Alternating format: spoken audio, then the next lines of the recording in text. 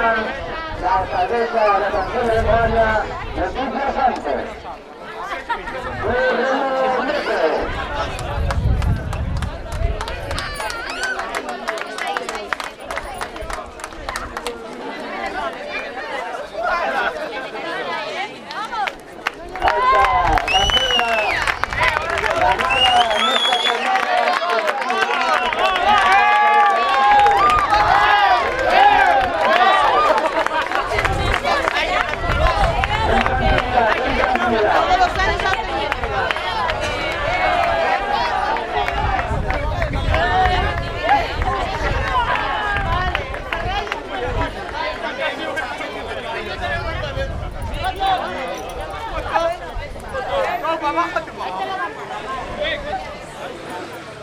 Uy, estoy sintiendo algo aquí duro, ¿eh?